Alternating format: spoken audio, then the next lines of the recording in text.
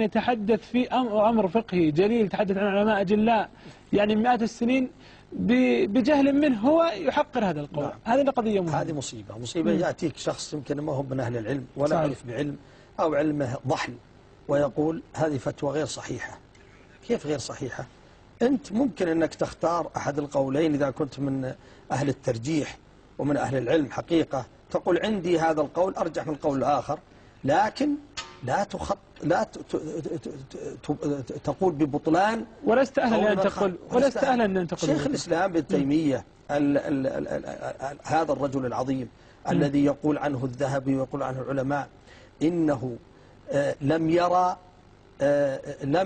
يرى مثل نفسه، ما رأت عينه مثل نفسه من عظمته وحفظه للنصوص ومعرفته لأنواع وشتى أنواع العلم الذي بحر في علمه وفي تقواه يأتي شخص مسكين ضعيف ما عنده من العلم إلا النزل القليل ويقول شيخ الإسلام ما يفهم، ولا قوله باطل، ولا قول الإمام ابن القيم باطل، ولا قول هذا شيخ الإسلام ابن تيمية نقلنا عنه.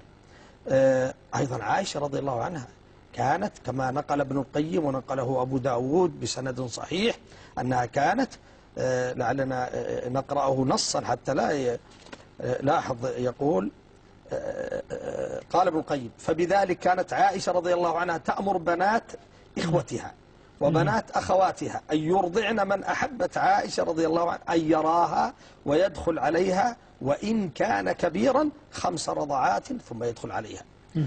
لاحظ حديث رواه أبو داود بسند صحيح.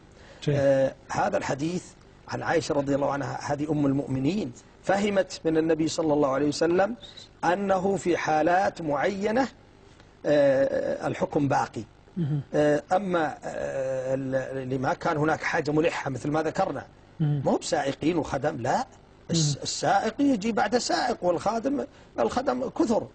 ذكرنا حالات نادرة، مستقر في البيت والذي يدخل ويخرج، مستقر في البيت ما له إلا البيت يعيش فيه وبيصير مثل ولدهم.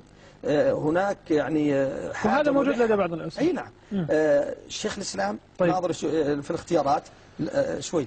ورضاع الكبير يقول تنتشر به الحرمة بحيث لا يحتشمون منه للحاجة، لقصة سالم مولى أبي حذيفة وهو بعض مذهب عائشة وعطاء بن أبي رباح العالم الجليل الذي في مكة كان لا يفتي في الحج إلا هو من غزارة علمه، والليث بن سعد الإمام العظيم، وداود أيضا ممن يرى أنه ينشر الحرمة مطلقا. يعني بعضهم يرى نشر الحرمة مطلقا، لكن شيخ الإسلام وجماعات منهم قالوا مثل الشوكاني إمام والصنعاني وابن القيم شيخ الإسلام ابن تيمية ومحمد صديق حسن خان، وهم هؤلاء علماء أجلاء، والألباني رحمه الله في شريط له بصوته موجود. هؤلاء يجيزون،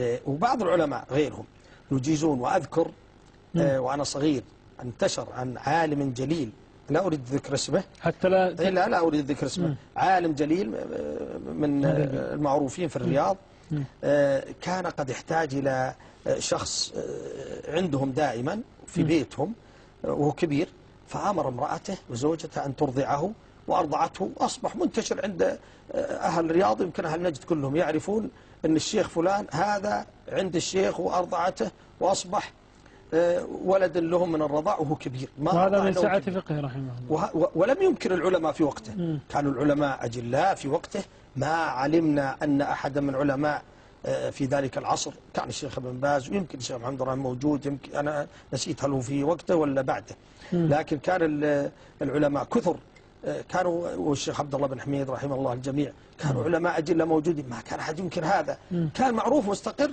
لكن اليوم الناس ضعف عندهم العلم، والإشكال الكبير وقل الجهل أن يتحدث فيها من ليس بفقيه. طيب لا، وإذا جاءت مسألة علمية موجودة، طيب كونك ما تعرف المسألة الآن في الكتب موجودة، ليش نحرق الكتب؟ لماذا تنكرها وأنت تعرف؟ ما دام موجودة في الكتب. وبعدين الرسول صلى الله عليه وسلم هذا على خطر، الذي ينكر هذا ويتعرض للعلماء بالترقيص وبالسخرية ويسخر من فتوى النبي صلى الله عليه وسلم في قصة سالم. هذا على خطر عظيم في دينه وفي عقيدته. كيف تسخر من الرسول صلى الله عليه وسلم يوم أفتى امرأة أبي حذيفة بإرضاع سالم؟